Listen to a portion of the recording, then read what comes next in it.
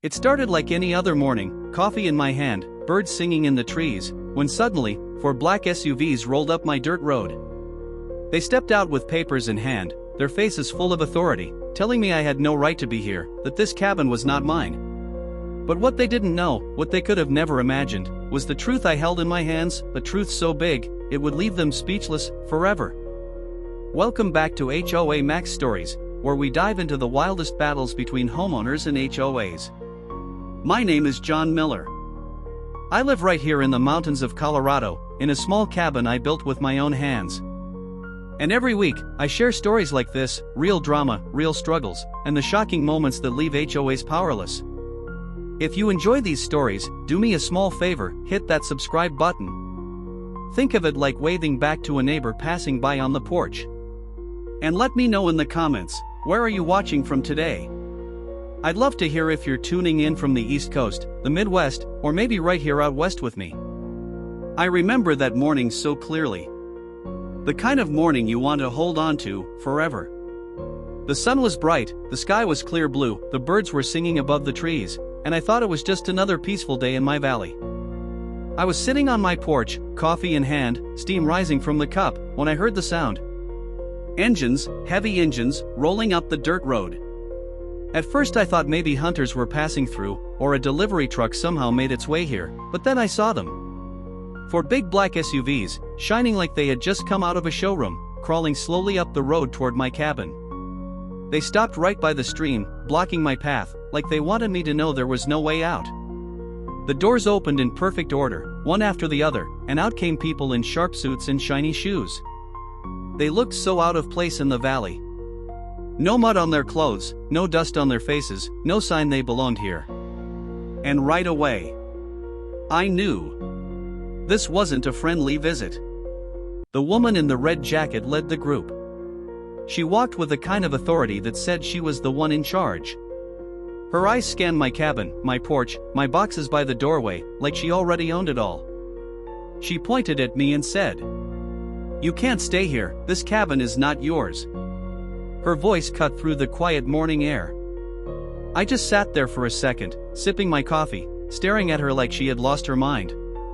Behind her, one man carried a folder. I could see bold black letters across the top of the papers inside. And then he pulled it out. It read, "Eviction Notice." He stepped closer, held it out to me, and said, "You're trespassing. You need to leave immediately. If you don't comply, the HOA will take further action." I put my cup down slowly, my hands calm, but inside, I felt something rise. They thought they could scare me. They thought they could walk right up to my home, my cabin, my land, and tell me it wasn't mine. I stood up, walked to the edge of the porch, looked them straight in the eyes and said, "This is my land. I built this cabin with my own hands. You have no right to push me out." The woman smirked. The man in the suit whispered something to her, and then he looked back at me and said, "Sir, this is official HOA business. You're in violation. Pack your things, or we'll fine you thousands of dollars a day until you do."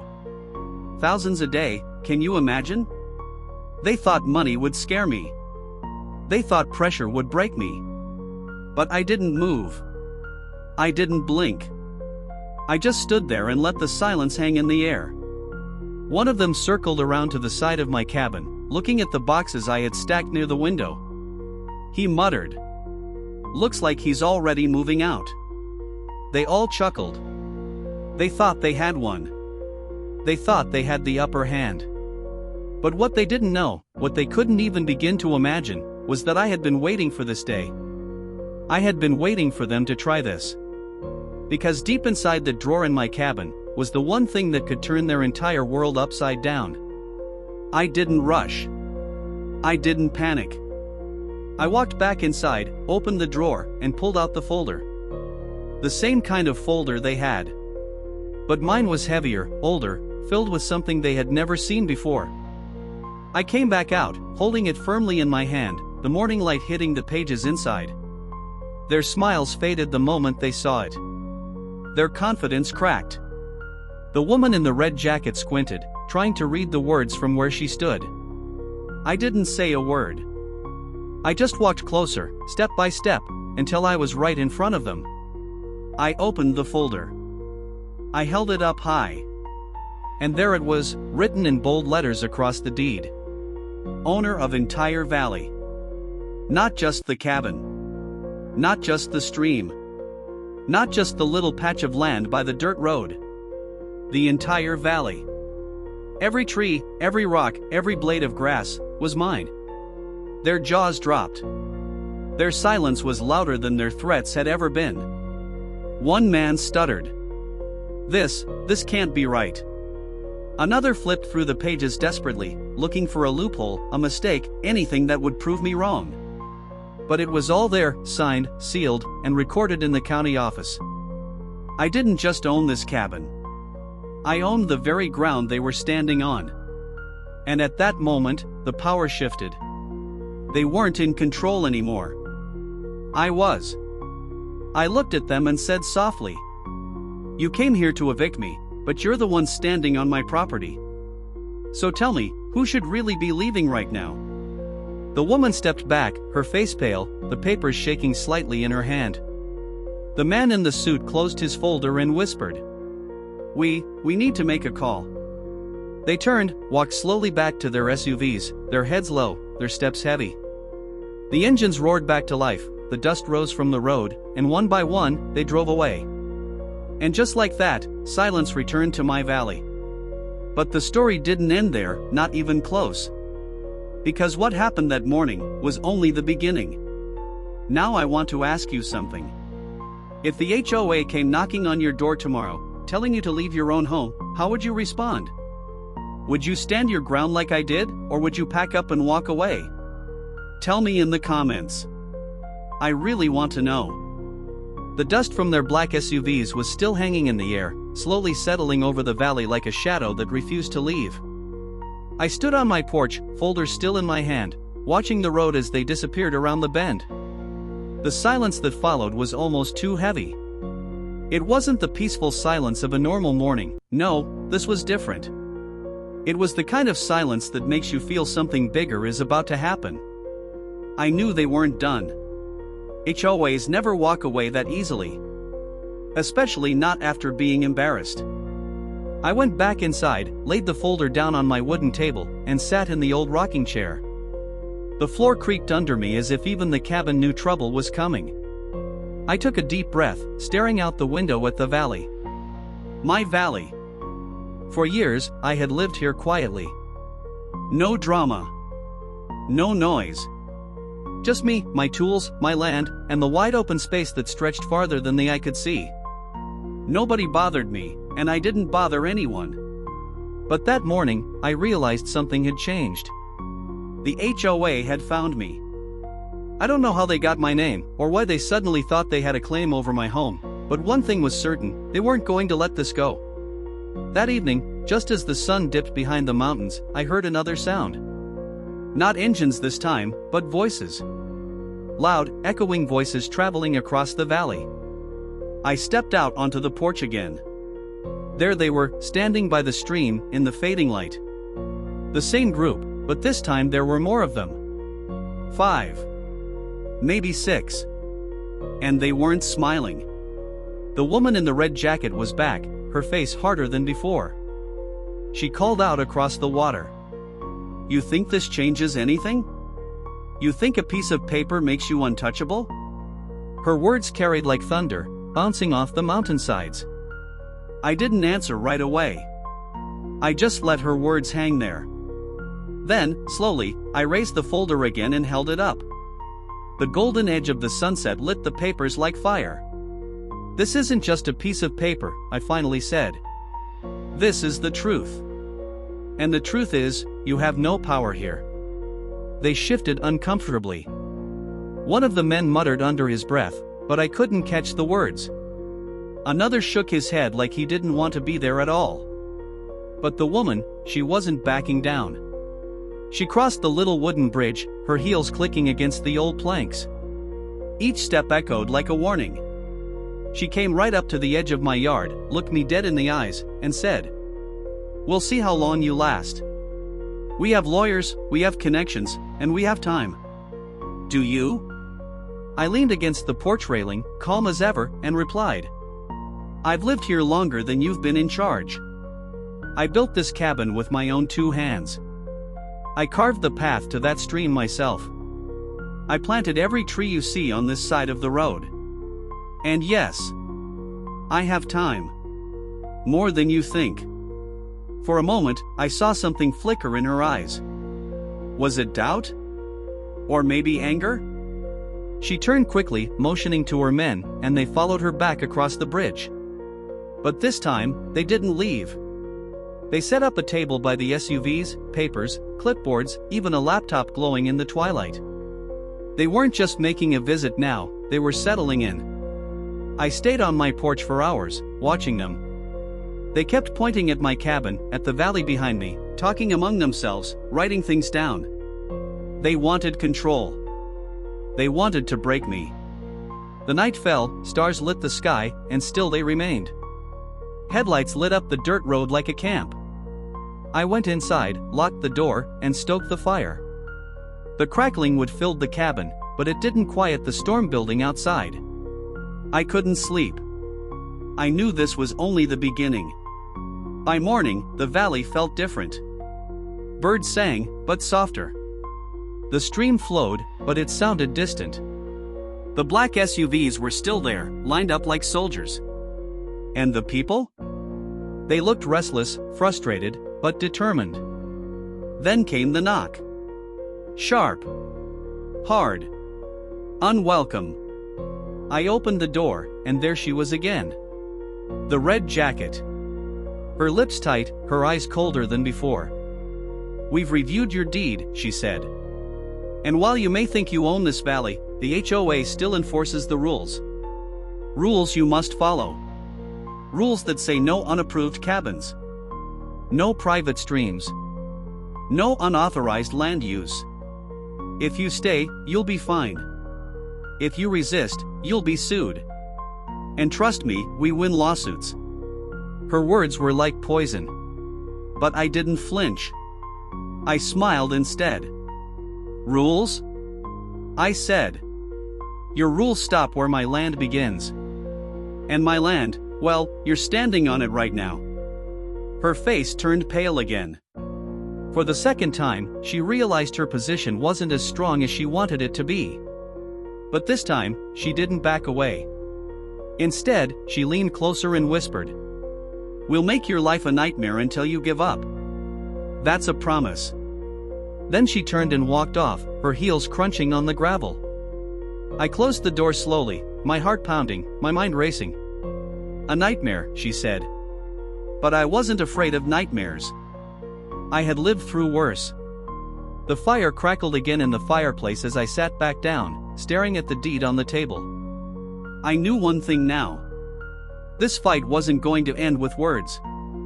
They wanted a war. And I was ready to give them one. But before I tell you what happened next, let me ask you something. If an HOA came to your door, threatening lawsuits, fines, and endless rules, would you fight back like I did? Or would you give in to keep the peace? I really want to hear your answer. Drop it in the comments below. The next morning felt heavier than usual. The valley air, normally fresh and free, carried a tension I couldn't ignore. The black SUVs were still there, lined up like shadows against the stream, their windows tinted, their engines silent, but their presence loud. I stepped out onto the porch, the wooden boards creaking under my weight, and I saw them again. The red jacket, the suited men, their clipboards, their papers. They looked tired, but not defeated. Their faces told me one thing: they were here for the long fight. One of the men raised a camera and snapped pictures of my cabin, my porch, even the stream. Click, click, click, each sound echoing through the valley like a hammer driving a nail deeper into the wood. I shouted across the yard. Taking pictures won't change the truth. This land belongs to me. The woman in the red jacket lowered her sunglasses and smirked. Pictures tell stories, she said. Stories that courts listen to. Her words cut sharp. They weren't just here to threaten anymore, they were building a case. I went back inside, closed the door, and leaned against it for a moment. My heart was racing, but my mind was clear.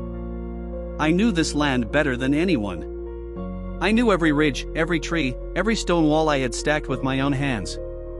No lawyer, no suit, no HOA rulebook could take that away. Still, I couldn't shake the feeling. They were planning something bigger. Later that day, I walked down to the stream to fetch water. As I bent down with the bucket, I saw it, a fresh sign planted into the ground, right at the edge of the dirt road. Bold letters read, HOA property, restricted access. I laughed out loud. Restricted access? On my land? The sign stood there like an insult, daring me to react. I pulled it out of the ground with one hard tug, the wooden stake snapping under the force. I carried it up to my porch, leaned it against the wall, and thought to myself, if they want a fight, they'll get one. That evening, the air turned colder. Clouds gathered over the mountains, dark and heavy, like the valley itself knew a storm was brewing. I lit the lanterns around my cabin, their glow pushing against the darkness. I could see the SUVs still there, their headlights flickering on and off as the men shuffled papers under the glow of their laptops. They were restless. They were desperate. And desperate people make dangerous moves. As I sat by the fire inside, I heard something new. Footsteps. Slow, heavy footsteps outside my window. I grabbed the old rifle I kept by the door, not to use it, but to remind myself that I wasn't defenseless. I stepped outside quietly, the cold night air biting against my face. And there, by the porch steps, stood one of the men. He wasn't holding a clipboard this time.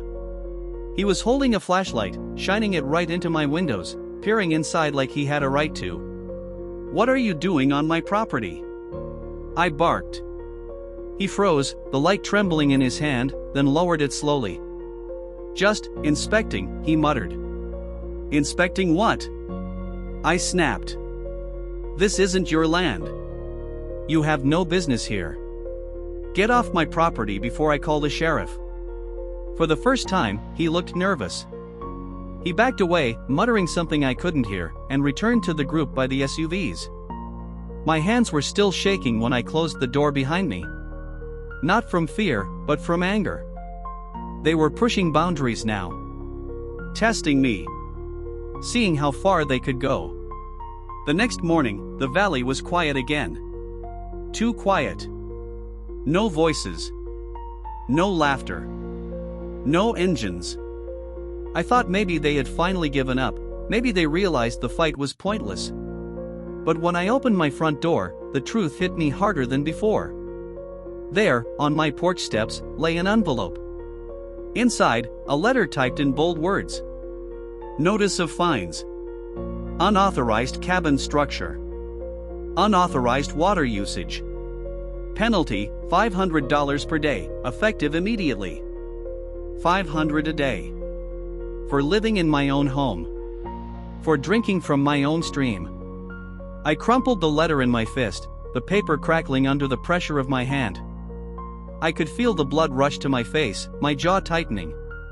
They weren't just trying to scare me anymore, they were trying to bleed me dry. I stood on the porch, letter still in my hand, looking out across the valley. The mountains stood tall, the stream kept flowing, the trees swayed in the wind. None of it cared about the HOA. None of it followed their rules. And that's when I realized, the valley itself was on my side. I wasn't just fighting for a cabin. I was fighting for everything this land stood for: freedom, peace, and the right to live without someone breathing down your neck. The wind picked up, whistling through the pines, carrying with it a single thought that burned in my mind. If they wanted war, I'd give them war. But I wasn't going to fight with money. I wasn't going to fight with lawyers. No, my weapon was the truth. And the truth was written on that deed, the truth they couldn't erase no matter how many papers they shoved in my face. That night, I slept lighter than ever. Every creak of the wood, every rustle outside, I heard it all. I knew they'd be back. And I knew their next move would be bigger. And as I lay there staring at the ceiling, I couldn't help but wonder. If the HOA camped outside your home for days, snapping pictures, planting signs, and slapping fake fines on your doorstep, what would you do? Would you fight back, or would you fold under the pressure? Tell me in the comments. I'm curious how you'd handle it. The envelope with the fine notice still sat on my table, crumpled, torn, its words burned into my mind. $500 a day, for nothing. For living on my own land. For drinking from my own stream. I knew then, this wasn't about rules. This was about control. The HOA wanted me gone, not because I was breaking rules, but because they couldn't stand that I was free. That I lived without asking for permission. That I owned more than they could ever touch. And when people like that can't control you, they try to crush you. The morning sun rose over the mountains, its light spilling across the valley like gold. Normally, that view gave me peace, but today it felt like a warning. Because as the light hit the road, I saw them again. More SUVs. Not just 4 this time. 6. Maybe 7. A small army lined up by the stream. They were multiplying. I stepped out onto the porch, my coffee steaming in the cold air, and watched as the red jacket walked forward again. She looked sharper this time, colder. And behind her, the men carried boxes, rolled out tables, set up banners. They weren't just visiting anymore. They were moving in. The banner read, HOA Enforcement Zone. I laughed, but it wasn't a happy laugh. It was the kind of laugh you let out when you realize the game is about to get dangerous. The woman crossed the bridge, her heels echoing on the planks again. She stopped just short of my yard and looked up at me on the porch. Your resistance is only making this harder, she said. Every day you stay here, the fines grow. Every box you unpack, another violation. You can't win this. I leaned on the railing, calm, steady. I already won the moment I built this cabin. I already won the moment I chose freedom over fear. The only ones losing here are the ones wasting their time on land that isn't theirs. Her lips tightened. She turned to her men and gave a signal. And then, they started walking. Onto my property. Onto my porch steps. Their shoes crunching against the gravel, their papers tucked under their arms like weapons. I stood tall. Stop right there, I said. They froze for a second, but only for a second. One of the men kept walking, clipboard in hand. He tried to push past me, like I wasn't even there. That's when I stepped down. I blocked the path, chest to chest, looking him straight in the eye. This is my land, I said slowly. You're trespassing. Turn around, now. He hesitated. His eyes flicked to the woman, waiting for her signal. She gave a slight nod, and he smirked, trying to move forward again. So I reached into my coat, pulled out the folder, and opened it wide for him to see. The deed. The valley. My name written across every line. His smirk vanished. His face drained of color. He stepped back, muttering, he really does own it. The red jacket snapped. Don't listen to him. The HOA rules override any personal deed. Keep moving. But her men didn't move. They stood there, uneasy, shuffling their feet, avoiding my eyes. The truth was too heavy to ignore. I raised my voice so the whole valley could hear. You can plant your signs. You can write your fines. But at the end of the day, this land belongs to me. Every inch of it. And you have no right to be here. The words echoed across the mountains. For a moment, silence. Even the birds stopped singing. And then, slowly, the men turned back. One by one, they walked off my porch, across the bridge, and back to their SUVs. Their heads low, their steps heavy. But the woman in the red jacket, she didn't move.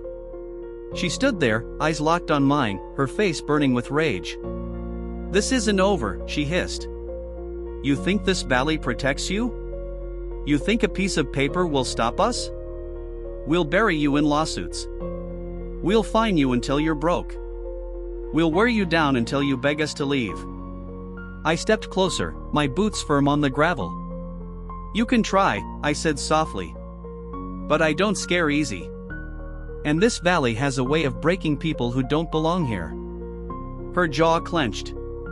She turned on her heel and stormed back across the bridge, her heels striking like gunshots in the silence. The SUVs started their engines again, but they didn't drive away. They stayed. Idling. Watching. Waiting. That night, their headlights glowed through the trees. Their shadows stretched across my cabin walls. They wanted me to feel trapped. But I didn't feel trapped. I felt alive. Because I knew, every move they made was only proving one thing. They were afraid of me. Afraid of what I stood for. Afraid of the truth that no matter how many papers they printed, no matter how many signs they hammered into the dirt, they could never erase the deed in my hands. I sat by the fire that night, the flames dancing, the walls glowing orange, and I thought about everything they had done. The signs. The pictures. The trespassing. The threats. And I wondered just how far they would go. Would they try to sneak back at night? Would they try to take my cabin by force? Or would they crumble under the weight of their own lies? I don't know the answer yet, but one thing's for sure. I wasn't backing down. And now I have a question for you. If someone stood on your porch, waving fines and shouting rules that you knew didn't apply, would you stand strong like I did? Or would you hand over your keys just to make the noise stop? I'd love to hear your answer in the comments. The glow of their headlights stayed on my cabin all night. Like searchlights cutting through the trees, like eyes that refused to blink. I barely slept. Every time the fire cracked, I thought it was a step outside. Every gust of wind against the shutters sounded like a hand knocking at the window. By dawn, I was exhausted, but I knew I couldn't show it. Not now. Not when they were waiting for me to stumble. The sun rose, spilling light across the valley again. But this time, it didn't feel like gold. It felt sharp, cold, almost mocking. I stepped out with my coffee, staring straight at them. The SUVs lined up like a wall of steel. The men pacing around, clipboards in hand, cameras ready. And then, the woman in the red jacket appeared again. She looked different. Darker. Her smile wasn't smug anymore, it was something worse. Determined. Ruthless. She shouted across the stream. "Enough playing games. Today, we take action." I stayed silent. My hands wrapped around the warm mug, steam rising into the cold morning air. I just waited. And then I saw it. Two of her men walked toward the road with metal stakes and ropes. They started hammering into the ground. One after another, long poles rising into the sky. A fence. They were fencing me in. Each strike of the hammer echoed across the valley. Bang, bang, bang. It wasn't just noise. It was a message. You don't belong here. We control this now. I walked down from the porch, slow and steady, until I stood at the edge of the bridge. My voice carried across the water. "Take those stakes out, or I will." The woman laughed. A cruel, sharp laugh that made the men keep working faster. "You think you're the law here," she said. "You're just one man. We are the association. And this valley, it will bow to us." I clenched my fists, but I didn't move yet. I watched as they drove the stakes deeper, stringing the ropes tighter, carving their false borders into my land. And then, I'd had enough. I crossed the bridge. My boots hit the planks hard. Their heads turned as I grabbed one of the poles and yanked it straight out of the ground with one pull. The man holding it stumbled backward, eyes wide. "This is my land," I growled. "You don't get to cage me in." The men froze. They looked at the woman, waiting for her orders. Her face twisted with rage, her teeth clenched, and she shouted, "Keep building. Don't stop for him." But they didn't move. Not one of them. Because they saw it in my eyes. I wasn't bluffing. I wasn't weak. And I wasn't going anywhere. I dropped the pole at her feet. The sound echoed like a challenge. She stared at it, then back at me, her face trembling with fury. "This isn't over," she spat. "You'll regret this. We'll bring more. More people. More lawyers. More power. You'll wish you had walked away when you had the chance." I stepped closer, lowering my voice so only she could hear. "You can bring an army. You can bring the whole county. But this valley will still be mine when you're gone." Her eyes narrowed. For the first time, I saw something crack behind them. Not anger. Not arrogance. But fear. She turned sharply, motioned to her men, and they pulled back. They loaded the poles into the SUVs, their engines roaring to life once more. Dust rose as they drove off down the road, leaving only silence behind. But I knew better. Silence didn't mean safety. Silence meant planning. I stood on the bridge, staring at the road long after the dust had settled. My chest heaved, my heart pounded, but my mind was steady. I knew this was far from over. That evening, the valley grew dark again. The stars came out, scattered across the sky like diamonds. The stream whispered quietly, the trees swayed gently in the breeze. On any other night, it would have been peaceful. But not tonight. Because tonight, I felt the weight of what was coming. They weren't finished. They were regrouping. And when they came back, they wouldn't just bring clipboards and stakes. They'd bring something bigger. Something louder. Something they thought could break me. I sat by the fire, the deed in my lap, my old rifle by the door, and I told myself one thing. I wasn't just defending a cabin. I was defending freedom. I was defending the right to live without chains. And I wasn't about to let them take that away. The flames flickered higher, shadows dancing against the walls, and in that moment, I felt stronger than ever. Because no matter how many times they tried to push me out, I would rise again. But as the fire burned low and the night grew colder, one thought haunted me. How far were they willing to go? Would they dare to cross the line completely? Would they try to take the valley by force? And if they did, would I be ready? So I'll ask you, if someone tried to fence you out of your own home, hammering stakes into the ground, drawing borders on land you built with your own hands, what would you do? Would you rip those stakes out like I did, or would you let them cage you in? Drop your answer in the comments. I really want to know. The next day, the valley was quiet again. Too quiet. No engines. No footsteps. No voices echoing across the stream. At first, I thought maybe, just maybe, they had finally realized this fight was pointless. That maybe they had seen the truth in my eyes and decided to walk away. But valleys have a way of warning you. And that morning, every sound felt heavier, the stream trickled slower, the birds sang softer, even the wind moved differently, carrying something in it I couldn't name. I sipped my coffee on the porch, but my eyes never left the dirt road. I was waiting. Watching. Listening. And then I heard it. Not the slow crawl of SUVs this time, but the heavy roar of engines, louder, deeper, a fleet. I stood tall, mug still in hand, as dust began to rise far down the road. The ground itself seemed to shake. And when they finally came into view, my stomach tightened. Not 4. Not 6. But nearly a dozen SUVs, headlights blazing in the morning light, crawling toward my cabin like a storm. And this time, they weren't alone. Behind the SUVs came trucks. Large ones. Loaded with equipment. I could see the silhouettes of generators, metal frames, rolls of fencing stacked high, even bright lights strapped to the sides. They weren't here to threaten anymore. They were here to take. The SUVs stopped by the stream, engines idling like beasts growling at the edge of my land. Doors opened, and out they came.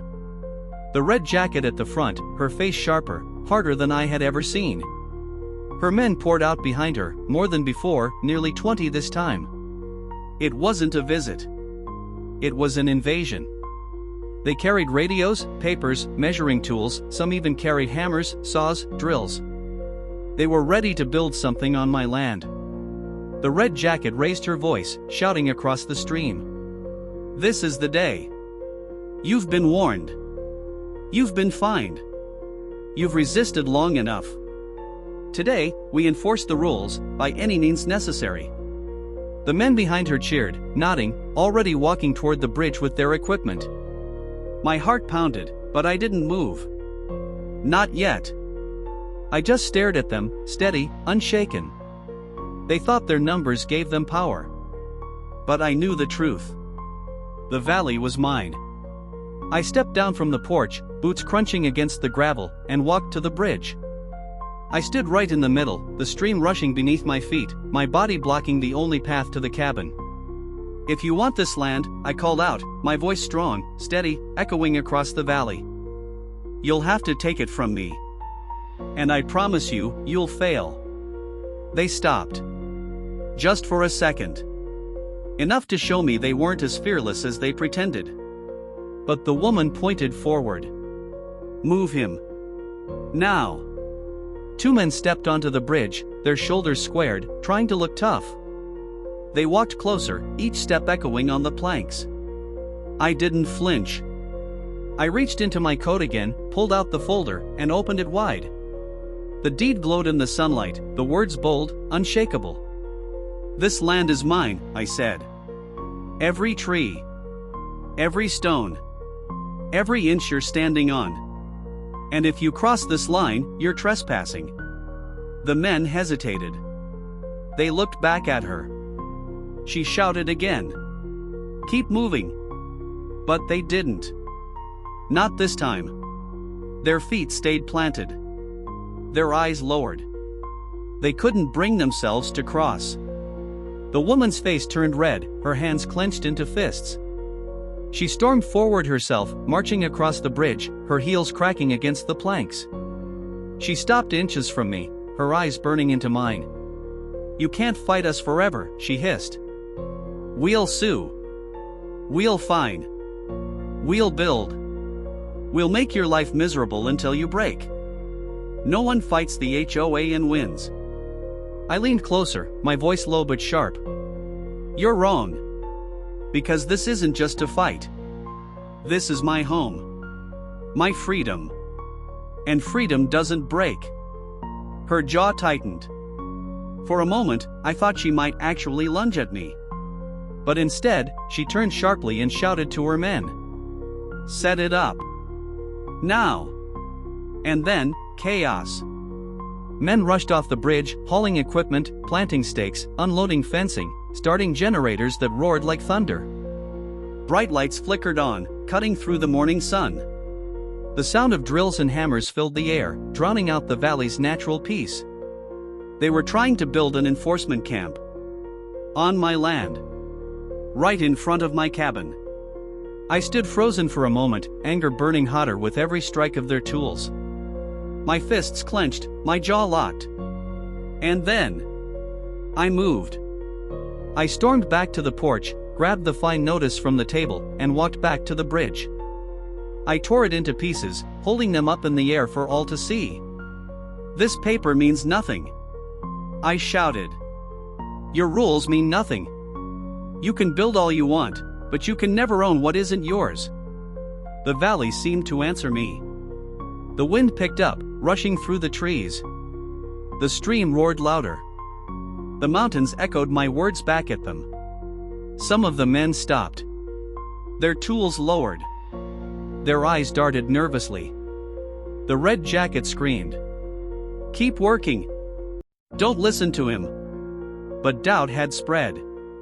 Her men looked uneasy, their movements slower, their faces pale. Because deep down, they knew I was right. I walked off the bridge, stood tall in front of my cabin, the deed still open in my hands, and raised my voice one last time. "This valley is mine. And if you think you can steal it with signs and fences, then you've already lost." Silence fell. The drills stopped. The hammers dropped. Even the generators went quiet. The men looked at her, waiting for her command. But for the first time, she had no words. Her face twisted with rage, but her voice broke as she shouted, "This isn't over." And then, just like before, she stormed off. The men followed, dragging their equipment, loading the trucks, slamming doors shut. The engines roared again, the dust rose, and one by one, they drove away, leaving me alone with the silence again. But this silence was different. Not heavy. Not fearful. This silence felt like victory. I stood on my porch as the sun dipped behind the mountains, casting the valley in golden light, and I thought to myself, no matter how many times they come back, no matter how loud they get, I'll always stand here. Because the truth is stronger than their rules. And freedom is stronger than fear. But it made me wonder. If you were standing alone, facing an army of people trying to take what's yours, would you have the courage to hold your ground like I did? Or would you give in, just to stop the noise? Tell me in the comments. I'm curious where you stand. The valley was quiet again. But this time, the quiet didn't feel like fear, it felt like strength. The Red Jacket and her army had stormed in with trucks, fences, and drills, and they had stormed back out again, defeated. The dust from their engines had long settled, the last echo of their threats had faded into the mountains, and I stood on my porch, staring out at the land they tried to claim. My land. I walked down the steps slowly, my boots pressing against the gravel, and stood at the edge of the stream. The water sparkled under the fading sun, flowing freely, untouched by their rules, their fines, their false authority. I dipped my hand into the cold water and let it run between my fingers. And I thought to myself, this valley has been here long before them. It will be here long after them. And no piece of paper, no clipboard, no angry voice can change that. As the evening turned to night, I built a fire outside. The flames danced high, lighting up the trees, sending sparks into the dark sky. I sat on a log, watching the fire crackle, the shadows twist, and I thought about everything that had happened. They came with threats. They came with signs. They came with fines. They even came with an army of men and machines. But every time, the valley stood with me. Every time, the truth pushed them back. I realized then that this fight wasn't just about a cabin or a valley. It was about something bigger. Something every homeowner, every free man or woman in this country understands deep in their heart. The right to live without fear.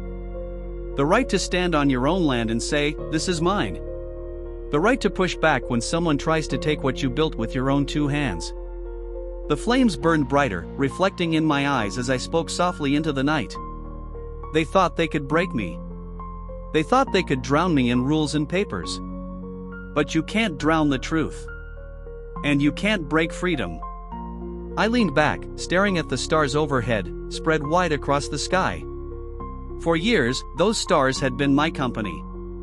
My reminder that no matter how small one man feels, there's something bigger watching over us.